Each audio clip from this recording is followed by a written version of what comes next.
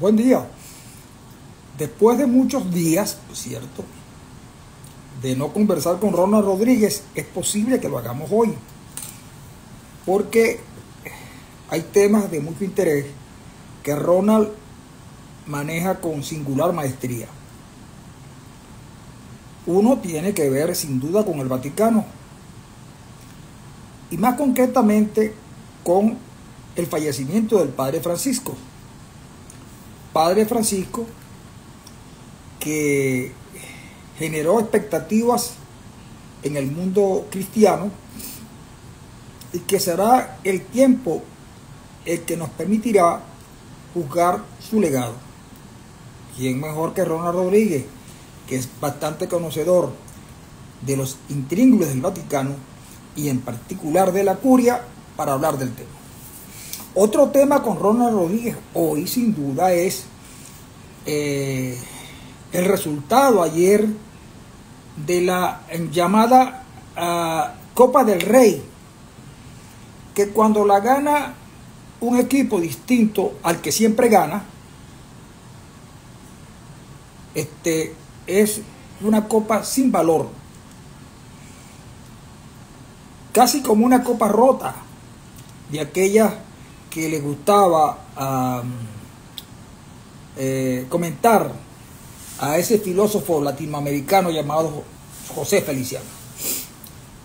Sin duda, cuando la copa la gana quien siempre gana, es obvio entonces que la copa se reviste de mucha importancia. También quiero decirles que, como siempre, en los estadios y en algunos sitios cerrados, en algunos sitios de la España de hoy, se oyen los gritos independentistas de los catalanes. Y sin duda, pues, llama la atención también que por primera vez unos árbitros acorralados, porque yo pienso que de alguna manera estaban acorralados por la televisión de un equipo de Madrid, los árbitros inusualmente salieron al ruedo, dieron una rueda de prensa, pero lo que me llamó mucho más la atención fue que uno de los árbitros lloró a llanto, a lágrima viva. Y yo, que he llorado toda mi vida y que voy a seguir llorando porque el llanto se me da con mucha facilidad, a mí, que soy obviamente llorón de nacimiento, por aquello de que nací cazador de tristeza, obvio que no soy tan llorón como Oscar de León, que es un llorón profesional. Y no dejaríamos tampoco pasar en la conversación con Rodríguez, que ya está conectado,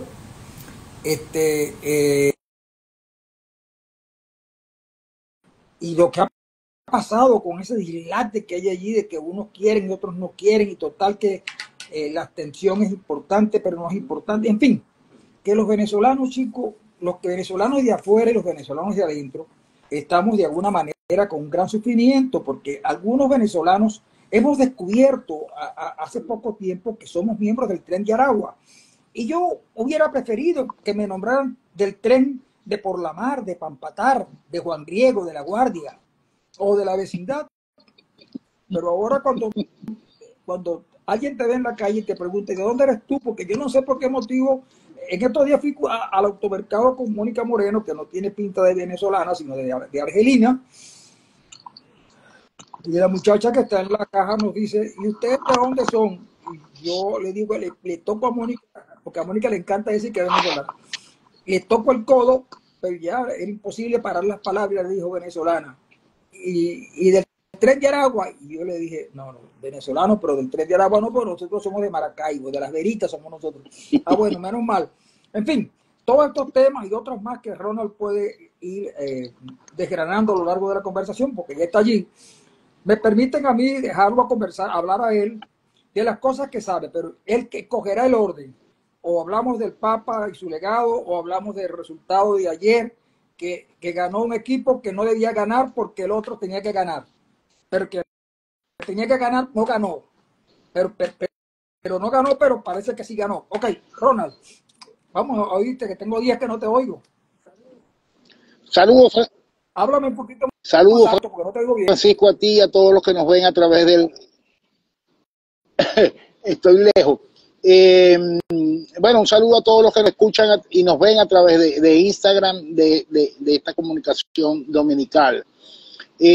Con respecto al tema que estabas tocando, es lamentable, es lamentable que del fútbol español se tenga hoy día que estar hablando de los árbitros y no se esté hablando de fútbol.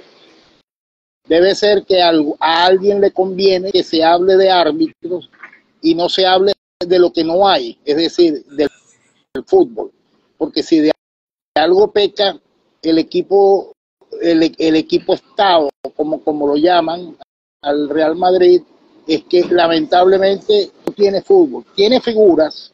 De hecho, para el partido de ayer se decía muy fácil. Nosotros vamos a tener un defensivo lo más recio que podamos y bueno, y recurriremos a los pelotazos a Mbappé, Vinicius, Rodrigo, Bellingham, que alguno de esos tiene que entrar los goles y con eso es suficiente.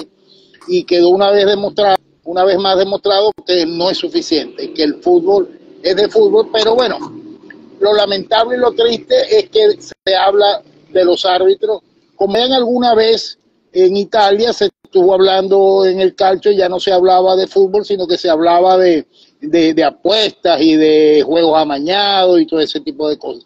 Es lo lamentable. Lo cierto del caso es que el equipo que no pudo fichar todo lo que quiso porque no tenía dinero, porque no cumplía no podía cumplir con el fair play, decidió echarle pichón a la temporada con la Masía, lo que es la cantera en el resto de los equipos, con un entrenador nuevo llamado Hansi Flick, un alemán de mucha experiencia, y bueno, les ha sonado la flauta, y ayer ganó la Copa del Rey, está en semifinales de la Champions, que por cierto el miércoles tiene un juego durísimo con el Inter de Milán, y está de primero en la Liga de Fútbol Española, que es lo que mide la regularidad de cualquier equipo de fútbol en cualquier país del mundo, la Liga. En cambio, el Real Madrid está peleando la Liga, está eliminado de la Champions, está eliminado de la Champions, está en la Liga y bueno, y perdió la Copa del Rey ayer. Entonces ellos todavía ya estaban aspirando, porque es cuestión de relato, ya estaban aspirando que ellos van a ganar el triplete, porque si ganaban la Copa, ganan la Liga y ganan el Mundial de Clubes, ellos tendrían su triplete. Pero lo cierto del caso es que parece ser que el fútbol no les alcanza para eso. Yo no estoy diciendo con esto que al Barcelona sí, ojalá que sí, pero ganar la Champions no es cualquier concha de ajo, ni para el Barcelona, ni para el Madrid, Digo, ni para ningún equipo del mundo. el Madrid Y ha bueno, y ganar la ganado Liga puede ser. como 20 como 20 Champions. Y cada vez que va la única vez que Sí, no, pierde 16. No, esta hubiera sido, esta era la vez número 16 si no, hubieran pasado de los próxima cuartos de temporada final. seguramente que sí, porque fíjate tú lo siguiente, ya por lo menos ha despejado el camino. Lo que a mí me llama la atención no es el resultado, porque a fin de cuentas un juego de fútbol se gana o se pierde y los fanáticos tienen que entender que es así. Lo que me llamó la atención, y no sé qué Claro, piensas tú de esto, ¿cómo es que los claro. árbitros ahora declaran unas horas antes del juego y además se dan el lujo de llorar en cámara, chicos? Que yo pensé que la única que lloraba en cámara era Evelyn Rosales. Porque el tema es que la Real Federación Española de Fútbol, que es la que organiza la Copa del Rey, quiso hacer todo distinto, quiso hacer todo de una manera grandilocuente y le quiso dar participación a todos los sectores que intervienen dentro del fútbol para que tuvieran contacto y pudieran expresar y puedan contar sus experiencias dentro del fútbol español, con lo que no contaba la Federación Española de Fútbol era que el Comité Técnico de Árbitros es un ente que depende de ella, pero a su vez es autónomo, y no contaban con el guión que llevaban ya preparado los árbitros, unos árbitros que están hartos de que todas las semanas el canal de televisión del Real Madrid, en el pleno uso de su derecho de la libertad de expresión, los ataca, los agrede, los expone, pone sus fallos, los acusa de estar parcializados en función de otro grupo, de otro equipo o de otros equipos, porque ahora resulta que al único equipo que perjudican los árbitros es al Real Madrid, cuando yo desde que tengo uso de razón, siempre lo que se ha visto es que el arbitraje siempre ha favorecido al Real de Madrid.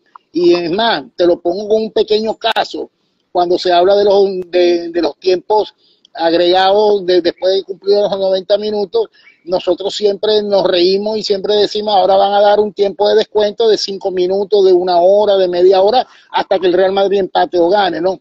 Entonces resulta que se ha revertido la situación, porque ahora resulta que según el Real Madrid, a lo único que perjudican es al Real Madrid, cuando todos los equipos se quejan de más o menos lo mismo, porque lamentablemente los arbitrajes no son perfectos, porque lamentablemente quienes arbitran los partidos son seres humanos que se equivocan como cualquiera. Que le pitan contra el Madrid porque no está pagando, porque el que sí se dice que le paga a los árbitros es el Barcelona.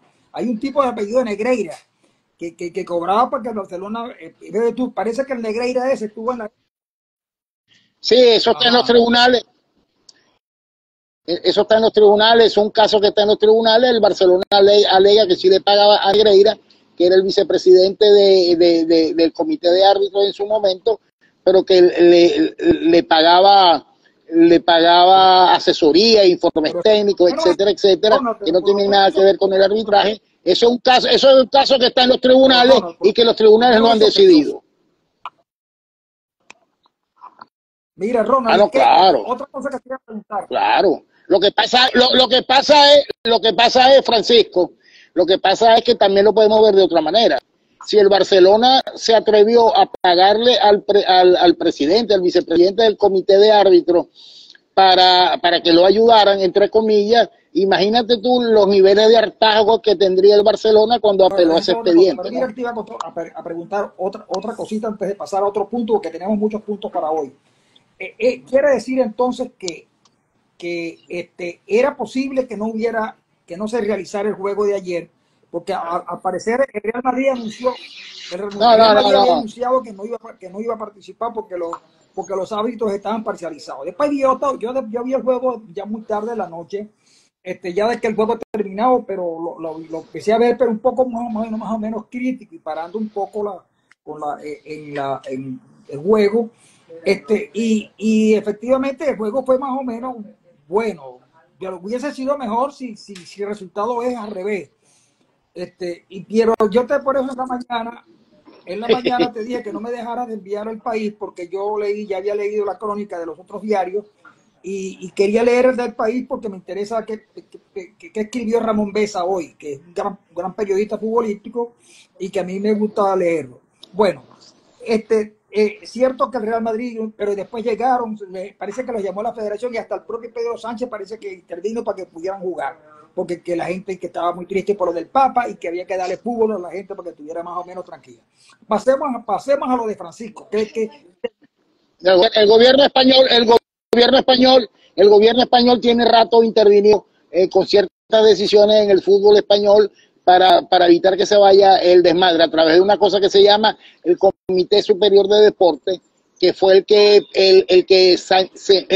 a través de una medida cautelar permitió que hasta final de temporada pudieran jugar los dos fichajes del Barcelona, Olmos y ¿cómo se llama? Dani Olmos y Pau Víctor, que la Liga Profesional de Fútbol están empeñados en que no pueden jugar. Pero yo creo que eso fue una amenaza extrema. El Real Madrid nunca iba a dejar de no participar, de no presentarse. Ellos lo que estaban era presionando para dos cosas. Primero, porque cambiaron la terna arbitral. Y lo segundo, en el peor de los casos, que fue lo que sí lograron, era que el partido estuviera condicionado desde el arranque, ¿no? Fíjate que ahí, si tú te pones a analizar el partido técnicamente hablando, hay ciertas acciones sancionables a favor del Barcelona como penalti, tarjeta amarilla, inclusive una tarjeta roja que a decir de muchos de los árbitros que yo estuve viendo en la noche, escuchando en la noche, Bueno, mira no se una cosa, sentenciaron. fíjate, Lo cierto del caso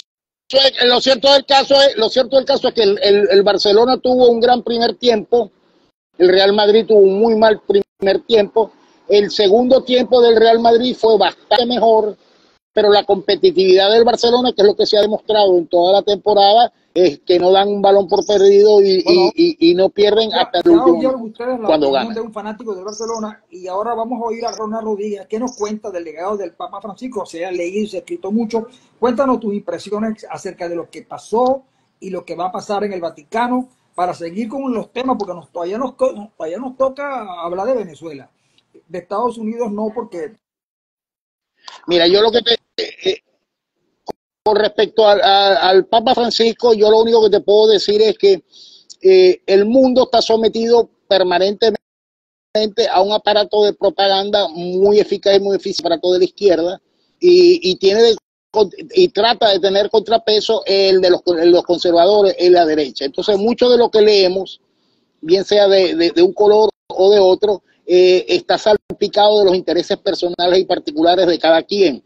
Yo lo que sí creo, y es mi evaluación del Papa Francisco, es que al haber él escogido la opción por los pobres, por los excluidos, por los marginados, por la periferia, fundamental,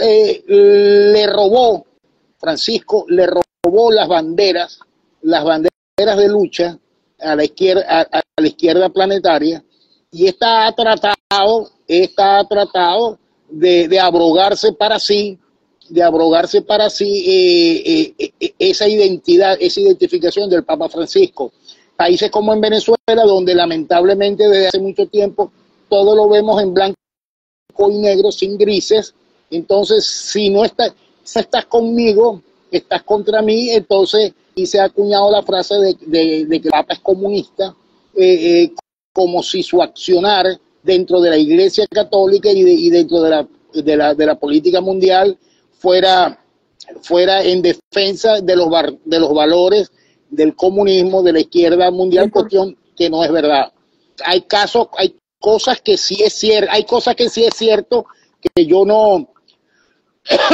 nunca comprendí, porque yo más o menos entiendo cómo es la dinámica y la mecánica dentro del Vaticano para hacer las cosas, pero hay cosas como por ejemplo las visitas a Cuba, donde o tú te sometes al rigor de lo que te permite el régimen, o simplemente no vas a Cuba y no hay nada de lo que tú te pretendas y trates de hacer.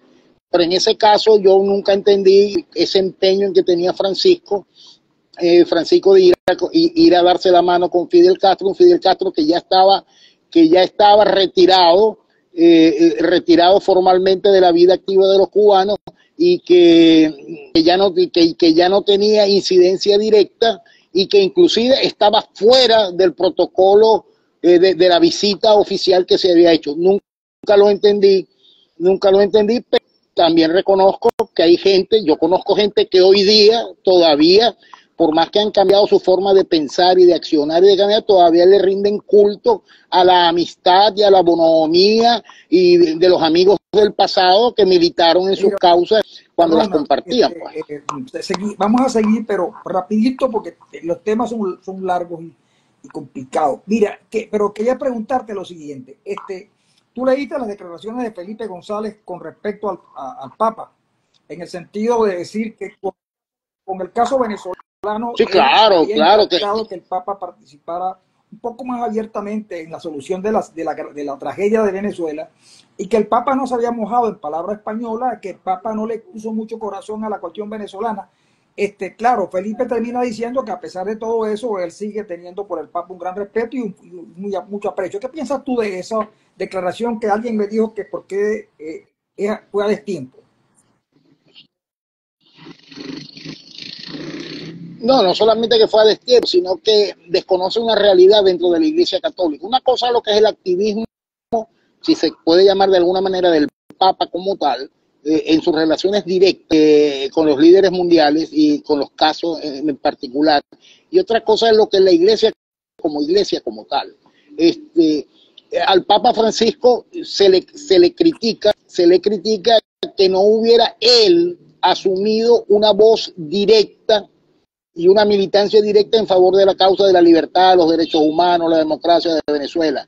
Pero se desconoce la labor que la iglesia real en Venezuela cumple a cabalidad día a día a través de la conferencia episcopal, a través de los obispos, de los arzobispos y de los sacerdotes. Una iglesia militante que está siempre con los más desposeídos, con los demás desclasados, y que se ha identificado desde hace mucho tiempo abiertamente por la libertad y la democracia. Entonces, creer que Francisco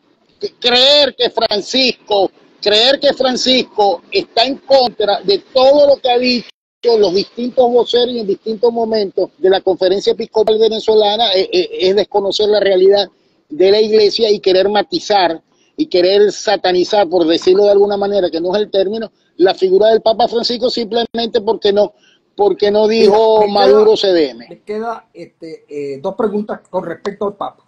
Uno, ¿terminaste de leer el libro de Javier Cercas?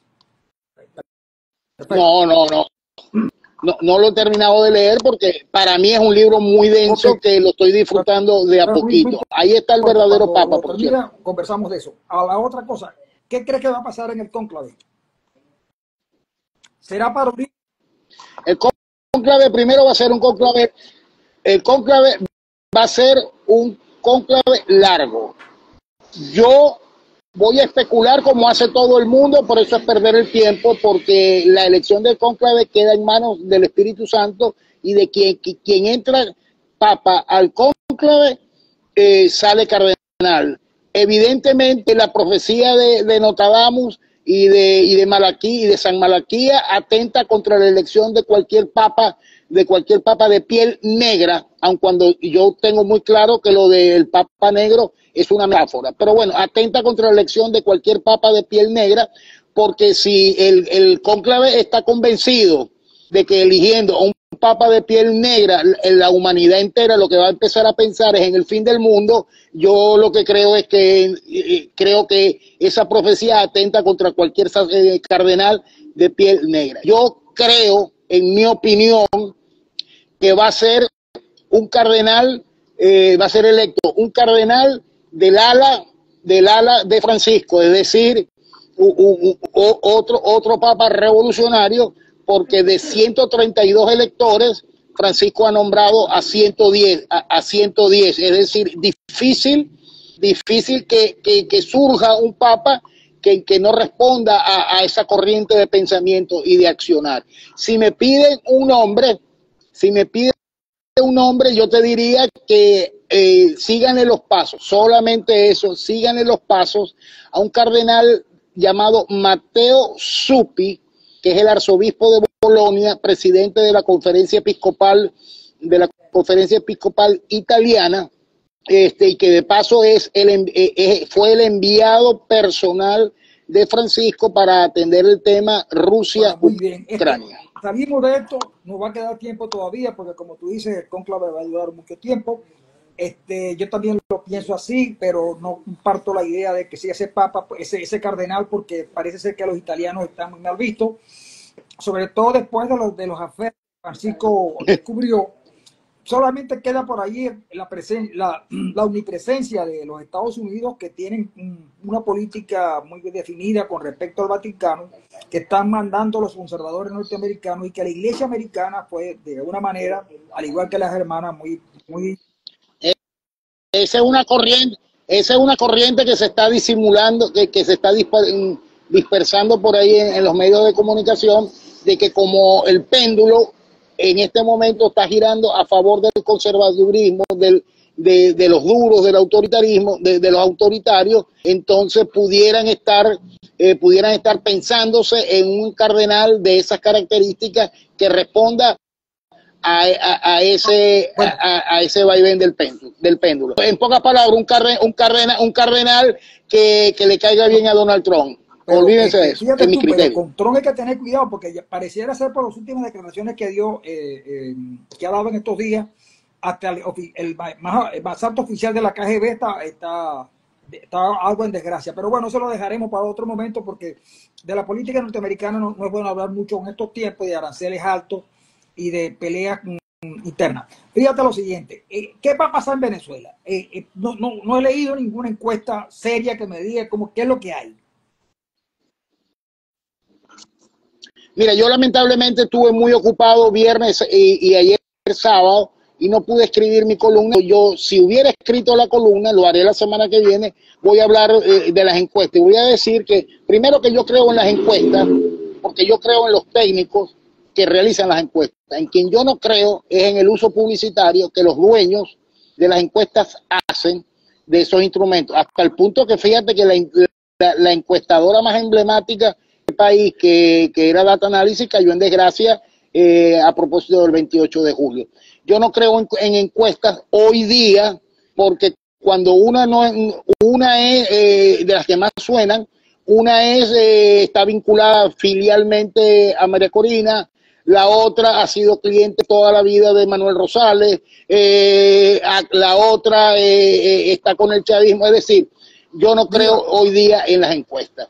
A mí lo que sí me preocupa, lo que sí me preocupa hoy día con respecto a las encuestas, con las elecciones que se avecinan de cara al próximo 25 de mayo, es que así como en España nada más que se habla del arbitraje y no se habla de fútbol, aquí en Venezuela pareciera que lo que tenemos es una batalla, no por los cargos en elección, no si me abstengo o no me abstengo, aquí el tema es que una parte de la oposición está en contra de la otra, entonces toda la campaña después del 10 de enero en adelante, lo que está es destinada a acabar con el liderazgo político de Manuel Rosales, de Capriles, de Tomás Guanipa. Es decir, todos los esfuerzos, por más que digan por ahí que el desenlace se está acelerando, yo no sé cómo, no entiendo cómo es que se decanta, cómo se acelera ese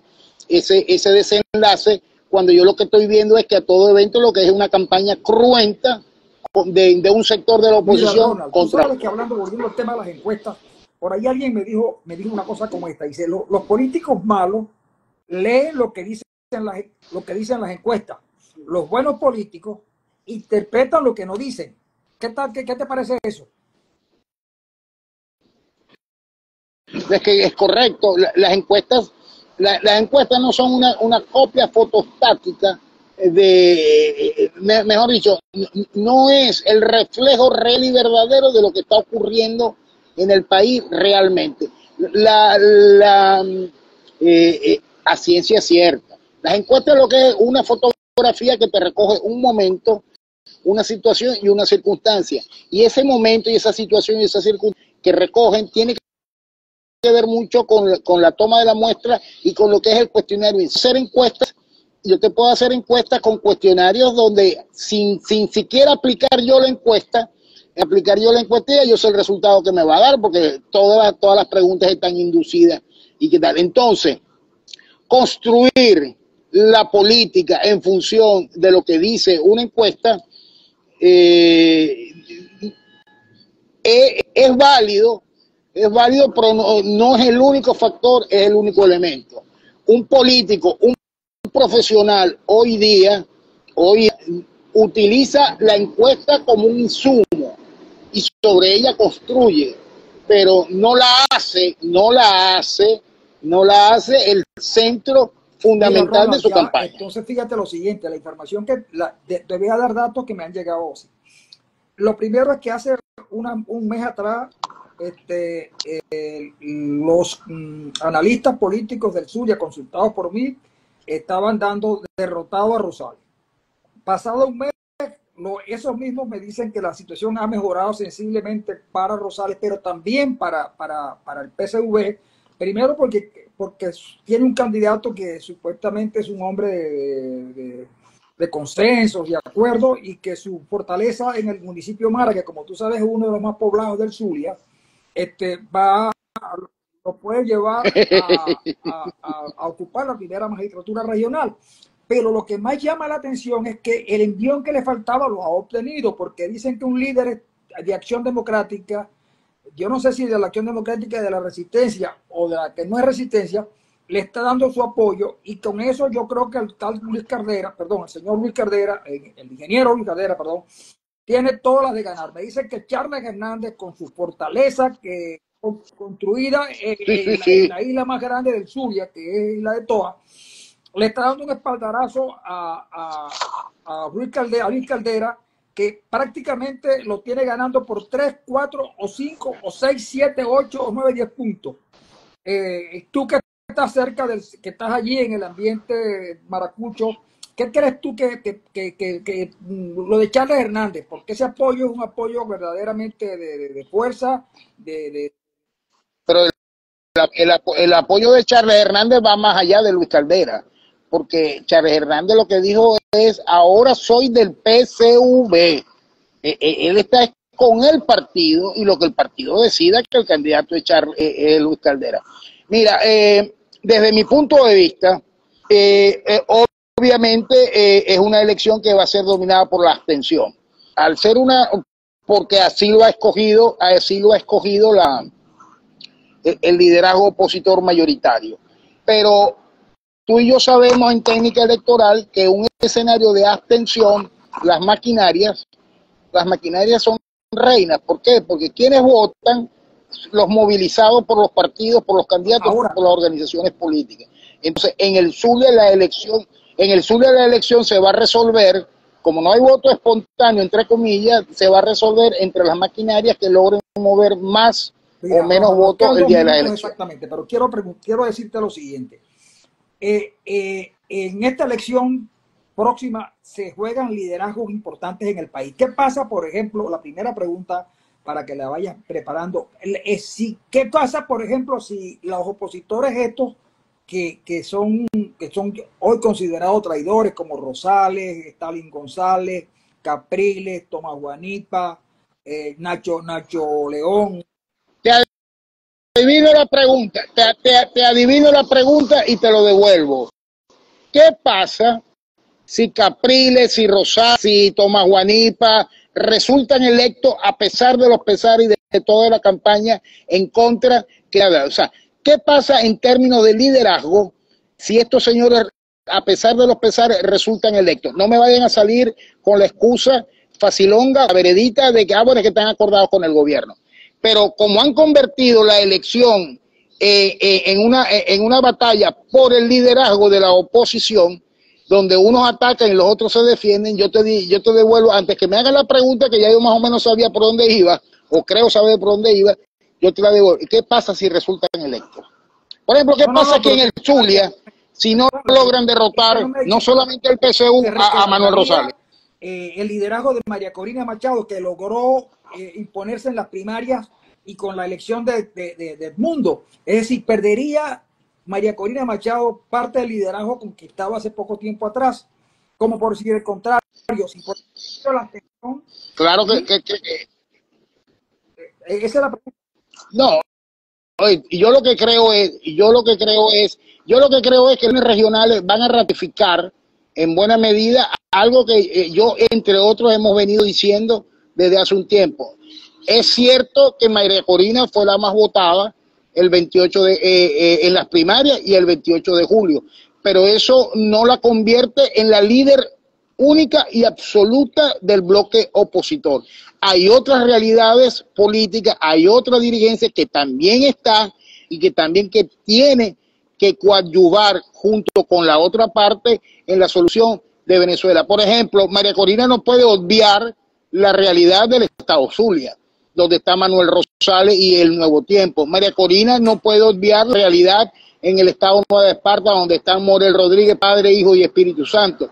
Es decir, no puede obviarse esa realidad, y así en otras entidades, en otros estados del país. Entonces, yo lo que creo es que el resultado del 25 va a ser una ratificación de esa realidad sobre la cual hay que sentarse a conversar, a discutir y a acordar No, Ronald, el día después. ha sido una buena conversación, interesante conversación. Algo quedará para la semana que viene, de ser posible. Espero tu columna, espero que termines de leer el libro de Javier Cercas. Y no te olvides del País, de la revista Semana, porque no te quise a propósito. El país ya te lo envié, Ajá, y no el te país quería, ya te lo envié. y no El te país ya te lo quería envié hace preguntar nada rato. porque sabía que te ibas a extender acerca de estas adicciones que le están apareciendo a Petro. Y lo que quiero ver en la semana, pero la semana que viene te prometo que vamos a arrancar con eso de Petro, porque hay otro Petro famoso en Colombia, que menos famoso que a quien llamaban cabeza de hacha. Y Ahora, cuéntame una cosa, ¿qué crees tú? ¿Qué crees tú? ¿Qué crees tú? ¿La llevó o la ay, adquirió yo creo que la allá? llevó, pero yo no quiero decir nada, no sé. Ajá. Los dos son delitos, por cierto. Sí, Los dos son lo que delitos, por pasa es que cierto. hay una Coca-Cola blanca que se toma con pitillo y otra que se esnifea. No, de eso no sé más nada. Bueno, Ronald, fue un placer haber conversado contigo. Espero que te sigas tomando tu Saludos. café Dolcito. Saluda a los amigos que estén allí. Y la semana que viene arrancamos hablando de estas cosas y de otros temas, como por ejemplo el resultado que va a haber esta semana en la Champions. Y obviamente me conversarás acerca de las nuevas propuestas gastronómicas de la Maracaibo soñada, querida y amada, pero de la que desgraciadamente estoy fuera. Hasta la próxima. Dale, pues. Nos hablamos la semana que viene.